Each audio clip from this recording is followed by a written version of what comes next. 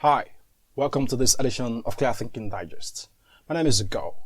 We're still in the Intelligence Upgrade series, and today I'm going to be talking about a distinctive mindset of the 1% thinkers that will get you to the top 1% of your career. And I'm here talking about pattern thinking and process thinking.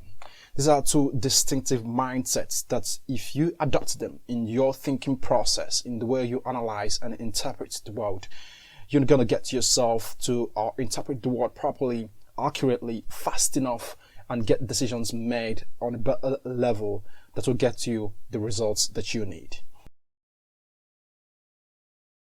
The second kind of mindset that gives you an edge in whatever you're doing is process thinking.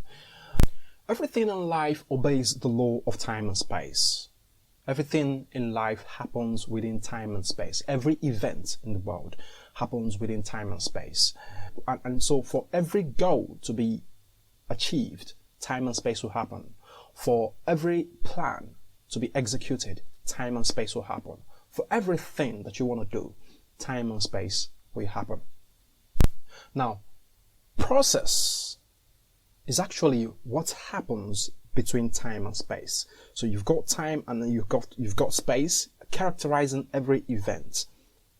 The thing that happens between time and space is process, and that is where the magic happens, and that is where we as players in the game of life find ourselves. That is where we find our roles in the process of things. So what actually makes you a process thinker? Process thinking is the understanding of the demands and the rules of behavior of a process, what it will take to go through a process, and then the inhabiting of the character that will allow you to go through the process. For you to successfully achieve any goal or get any job done successfully, for you to do that, you have to understand the demands of the process, of your process, demands of your process. And then the demands of your process is actually the first stage in process thinking. You have to understand the demands and the events that will make up your process. So let's say you want to become a doctor. You have to understand what it takes to become a doctor, the demands and the events that will take place in between time and space for you to actualize that your dream. Now, after you've realized this, after you've understood the demands and the events that will take place, it is important that you identify those demands. You identify them. When you identify the rules of behavior that are involved for you to do that, it is called discipline.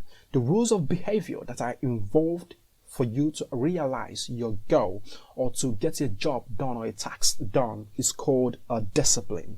So you want to identify the discipline that is involved in your process. Now, after you have done this, the final thing that you will need to do is you will need to institutionalize the process, the rules of behavior of your discipline, of your process. You will need to institutionalize it and turn it into a character. So character is the institutionalization of the rules of behavior of a process. So think of it this way. Discipline is the rules of behavior that are required, that is important for you to fulfill the demands of your process. Character on its own is the institutionalization of the discipline into regular habits of action. That is what character is. So for you to become successful in anything you do, you need to develop the habits. You will need to develop the mindset of a process thinker. And that requires that you understand the demands of your process, the events that will take place in your process, and then you also equally understand the rules of behavior that are required. That's the discipline that is required to fulfill those demands. And then finally, for you to effortlessly carry out this goal, carry out the journey towards achieving what you wish to achieve, you will need to institutionalize these disciplines, these rules of behavior of your discipline in form of character. You will need to institutionalize it into or habits of regular actions, and that is what is called character. Now, the final thing that happens when you embody the character that is required to go through your process, one of the virtues that naturally emerges when you embody the character that is required for your process is courage. You will develop a sense of courage to go through your process. So what is courage? Courage, I will define courage by quickly differentiating it from bravery. Bravery is when you engage in an activity ignorant of the consequences and you show a sense of lack of fear because you are ignorant of the full ramification, the full consequences that are involved in that action. So let's say you walk into a zoo and then you have taken some kind of a drug that has messed up with your mind, that has distorted your thinking process. And then you walk into that zoo and then you see a lion or a tiger. But your cognitive structures, having been messed up, don't realize that this lion is capable of harming you. And so you confront the lion with the distorted mindset, with the distorted thinking that is not going to do anything to you or is not capable of harming you. So in that instance, you are confronting a reality from the point of view of ignorance or distorted thinking. That is what bravery is. So when people usually show bravery, it comes from a place of ignorance. But courage is an understanding, is when you engage a reality, engage an event that proves to be fearful, that raises a lot of fear, but you ignore the fear. You go ahead and you engage that reality, that event. You do this not because you don't understand the full ramification of the realities that are involved, but because your understanding of the reward that comes from your actions that will come after you have engaged in that activity surpasses the pain that the fear generates at the moment. So in courage, you are inspired, you are motivated by a deeper level of understanding of your vision for doing that thing.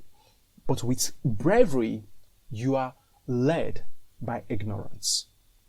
So what happens when you are a process thinker and when you inhabit the character that is required to go through your process is that you develop a sense of courage that will allow you to go through your process and not be afraid of the dangers or the things or the challenges that you're going to witness along the way. So there you go. Thank you for listening today. That's my message for you today.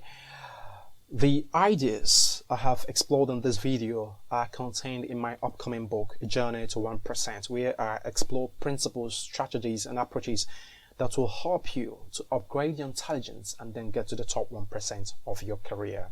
This book is coming out in the course of this year, so look out for it. If you've enjoyed this video, the lessons I've shared in this video, please feel free to tell me what you think about it. Drop your comments in the comments section and I will readily respond to them.